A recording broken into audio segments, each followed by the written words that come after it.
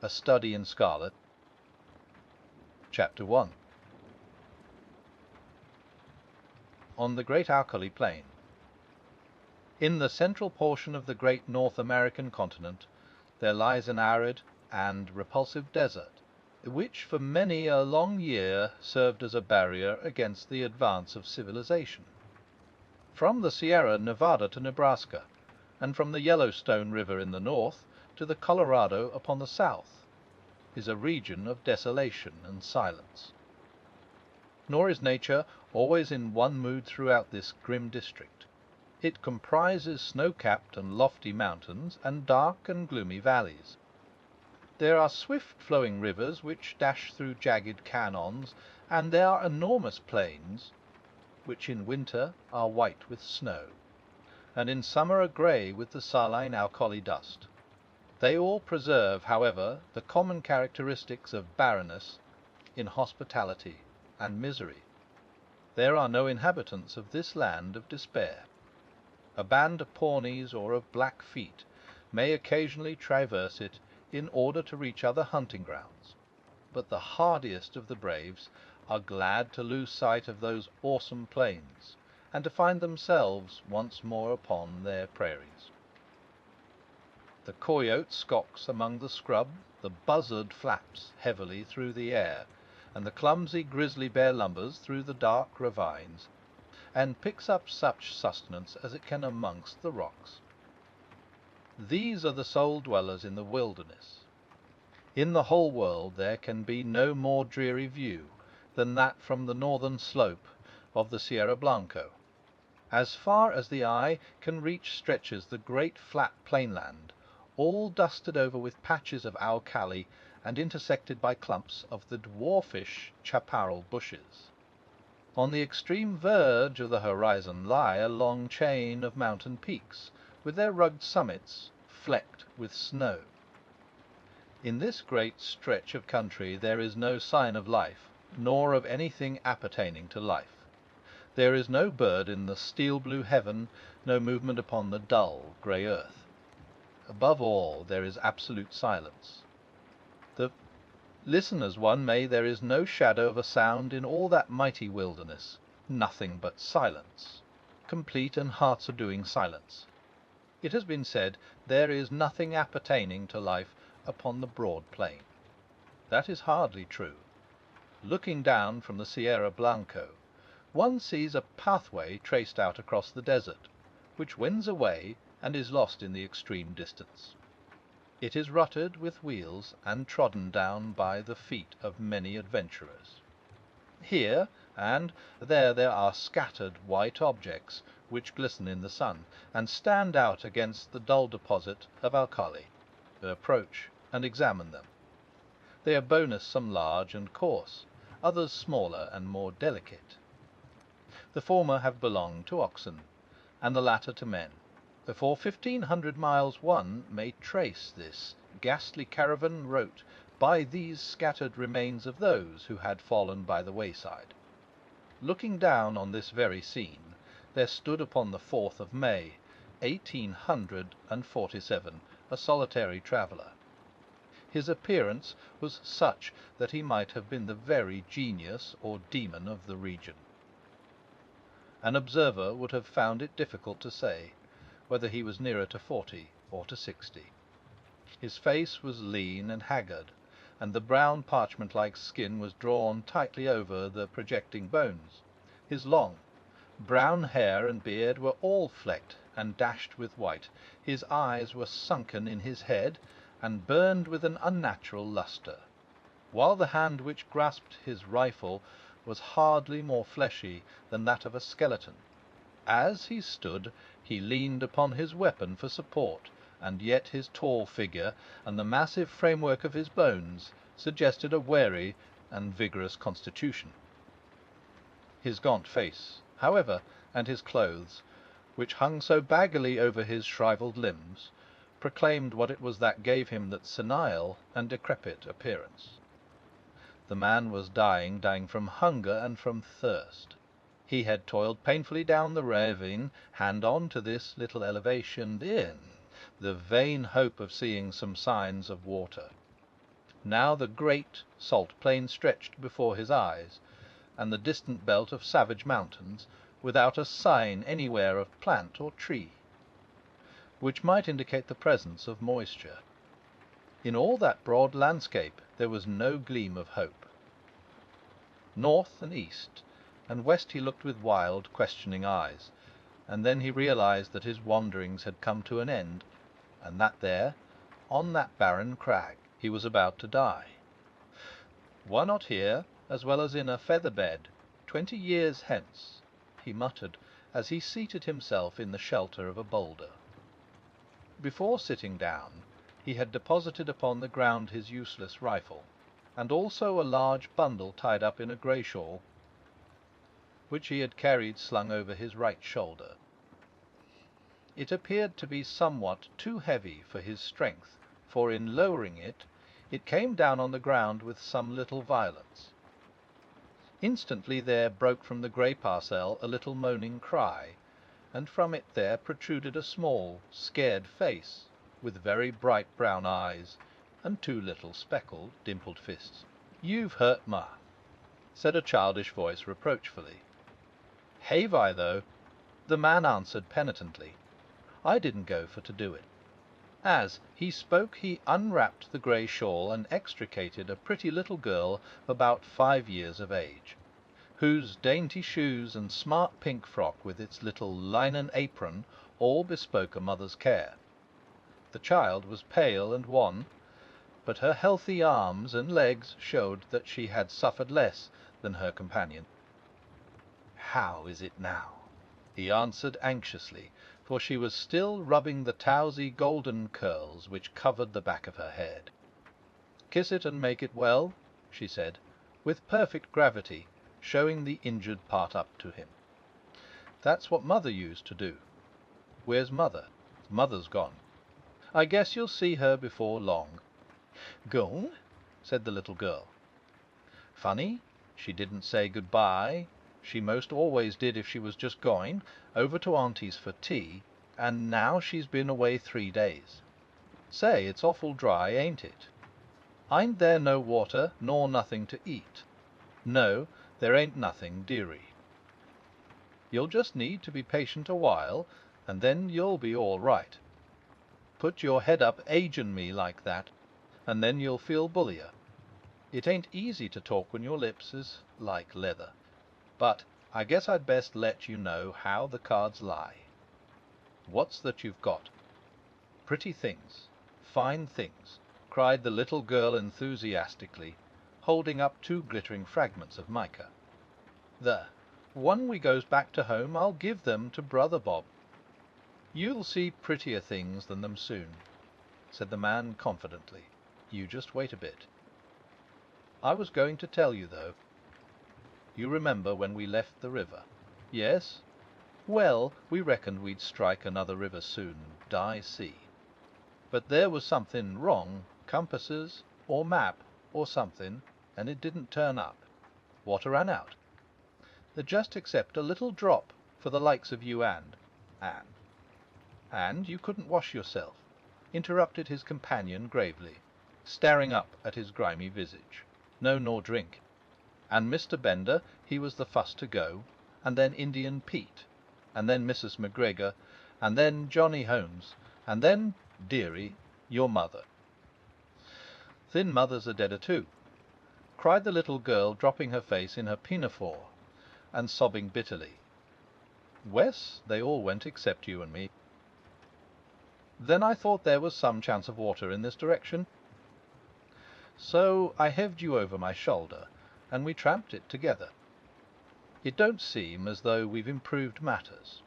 There's a now mighty small chance for us now." "Do you mean that we are going to die too?" asked the child, checking her sobs and raising her tear-stained face. "I guess that's about the size of it.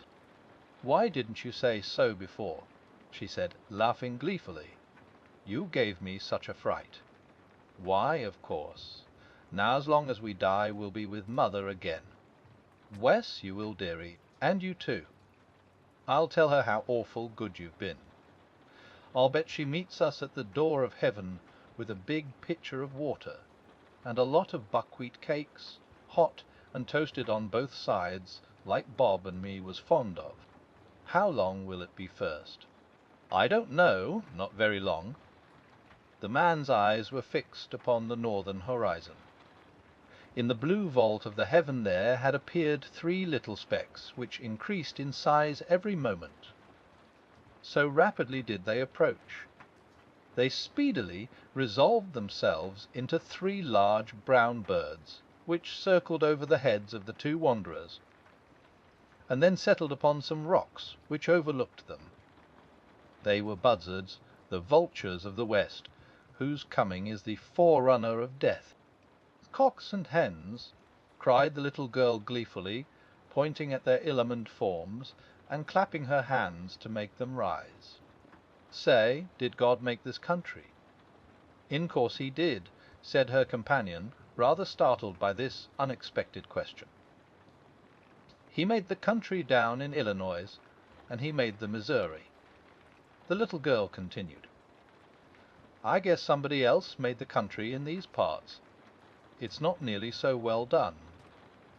They forgot the water and the trees. What would ye think of offering up prayer?" The man asked diffidently. "It ain't night yet," she answered. "It don't matter. It ain't quite regular, but he won't mind that, you bet. You say over them ones that you used to say every night in the wagon when we was on the plains. Why don't you say some yourself?" the child asked, with wondering eyes. "I disremember them," he answered. "I hain't said none since I was half the height o' that gun. I guess it's never too late.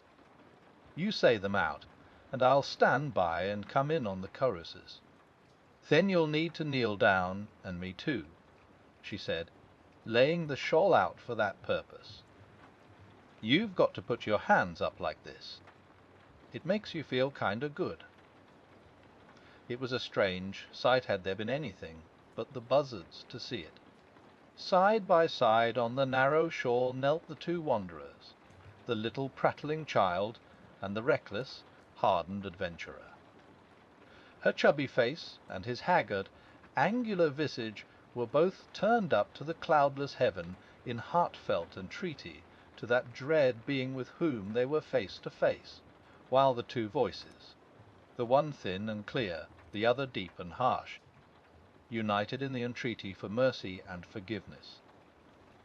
The prayer finished, they resumed their seat in the shadow of the boulder until the child fell asleep, nestling upon the broad breast of her protector.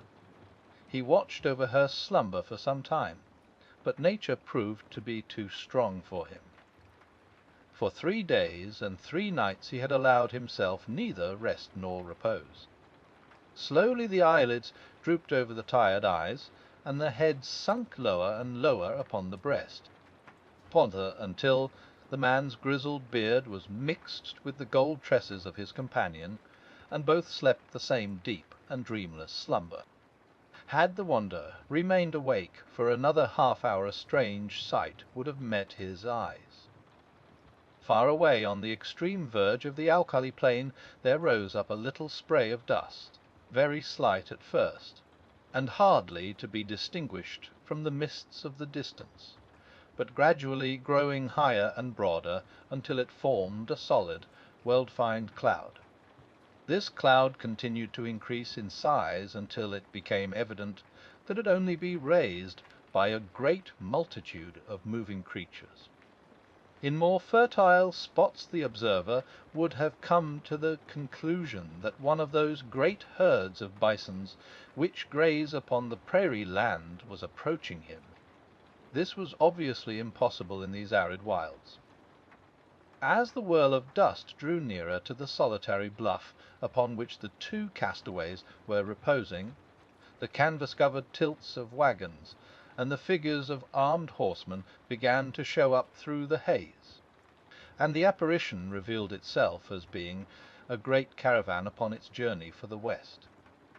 But what a caravan! When the head of it had reached the base of the mountains, the rear was not yet visible on the horizon.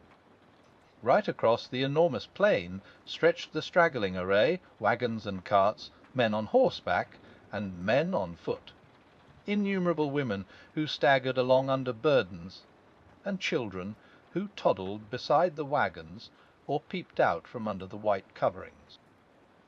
This was evidently no ordinary party of immigrants, but rather some nomad people who had been compelled, from stress of circumstances, to seek themselves a new country. There rose through the clear air a confused clattering and rumbling from this great mass of humanity, with the creaking of wheels and the neighing of horses. Loud as it was not sufficient to rouse the too tired wayfarers above them. At the head of the column there rode a score or more of grave, iron-faced men, clad in sombre homespun garments and armed with rifles. On reaching the base of the bluff they halted, and held a short council among themselves. "The wells are to the right, my brothers," said one, a hard-lipped, clean-shaven man with grizzly hair. "To the right of the Sierra Blanco. So we shall reach the Rio Grande," said another. "Fear not for water," cried a third. "He who could draw it from the rocks will not now abandon his own chosen people." "Amen." Amendot responded the whole party. They were about to resume their journey when one of the youngest and keenest-eyed uttered an exclamation and pointed up at the rugged crag above them. From its summit there fluttered a little wisp of pink, showing up hard and bright against the grey rocks behind. At the sight there was a general reining up of horses and unslinging of guns, while fresh horsemen came galloping up to reinforce the vanguard. The word "Redskins" was on every lip. "There can't be any number of Injuns here," said the elderly man who appeared to be in command. "We have passed the Pawnees, and there are no other tribes until we cross the great mountains." "Shall I go forward and see, Brother Stangerson?" asked one of the band. "And I," cried a dozen voices. "Leave your horses below, and we will await you here," the elder answered. In a moment the young fellows had dismounted, fastened their horses, and were ascending the precipitous slope which led up to the object which had excited their curiosity. They advanced rapidly and noiselessly, with the confidence and dexterity of practised scouts. The watchers from the plain below could see them flit from rock to rock until their figures stood out against the skyline. The young man who had first given the alarm was leading them. Suddenly his followers saw him throw up his hands, as though overcome with astonishment, and on joining him they were affected in the same way by the sight which met their eyes. On the little plateau which crowned the barren hill there stood a single giant boulder, and against this boulder there lay a tall man, long-bearded and hard-featured, but of an excessive thinness. His placid face and regular breathing showed that he was fast asleep. Beside him lay a little child, with her round white arms encircling his brown sinewy neck, and her golden-haired head resting upon the breast of his velveteen tunic. Her rosy lips were parted, showing the regular line of snow-white teeth within, and a playful smile played over her infantile features. Her plump little white legs, terminating in white socks and neat shoes with shining buckles, offered a strange contrast to the long shrivelled members of her companion. On the ledge of rock above this strange couple there stood three solemn buzzards, who, at the sight of the new-comers, uttered raucous screams of disappointment and flapped sullenly away. The cries of the foul birds awoke the two sleepers, who stared about them in bewilderment. The man staggered to his feet and looked down upon the plain which had been so desolate when sleep had overtaken him, and which was now traversed by this enormous body of men and of beasts. His face assumed an expression of incredulity as he gazed, and he passed his bony hand over his eyes. This is what they call delirium, I guess, he muttered. The child stood beside him, holding on to the skirt of his coat, and said nothing, but looked all round her with the wondering, questioning gaze of childhood. The rescuing party were speedily able to convince the two castaways that their appearance was no delusion. One of them seized the little girl and hoisted her upon his shoulder, while two others supported her gaunt companion and assisted him towards the wagons. "My name is John Ferrier," the wanderer explained. "Me and that little un are all that's left o' 21 people. The rest is all dead o' thirst and hunger away down in the south." "Is she your child?" asked someone. "I guess she is now," the other cried defiantly. "She's mine 'cause I saved her. No man will take her from me. She's Lucy Ferrier from this day on. Who are you, though?" he continued, glancing with curiosity at his stalwart, sunburned rescuers. "There seems to be a powerful lot of ye." "Nigh upon 10,000, said one of the young men.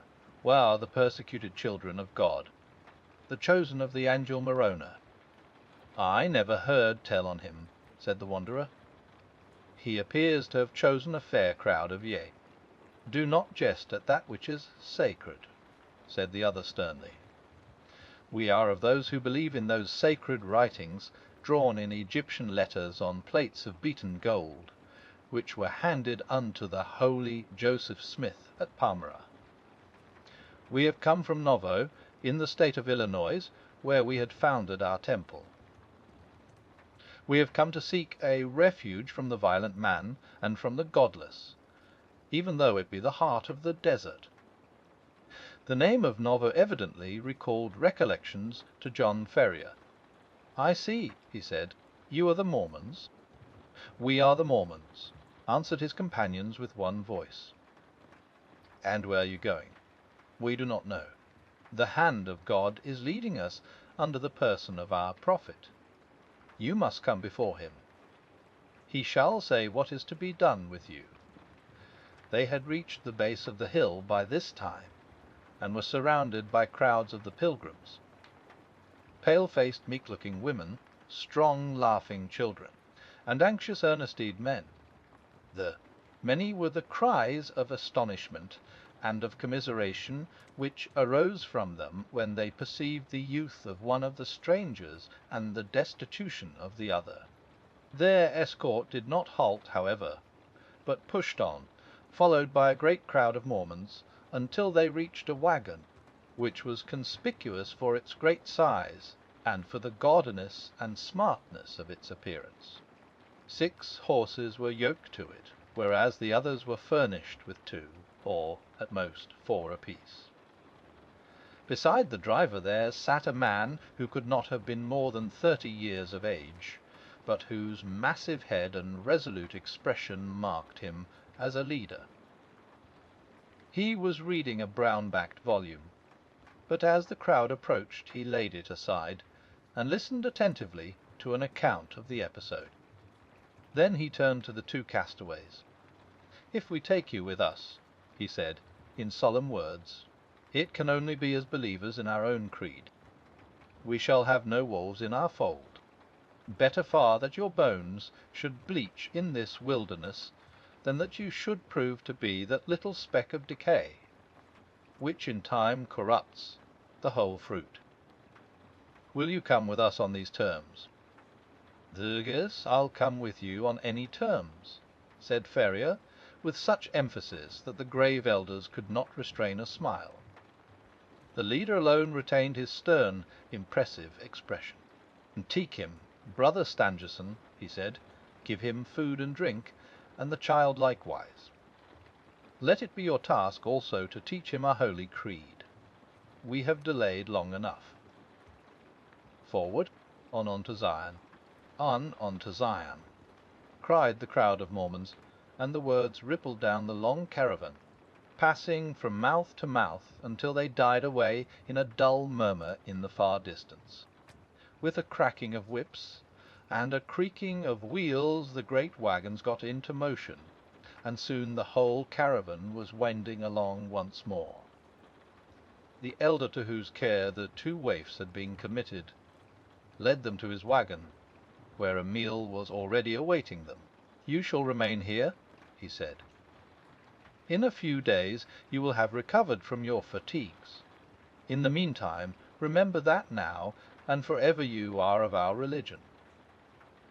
Brigham Young has said it, and he has spoken with the voice of Joseph Smith, which is the voice of God."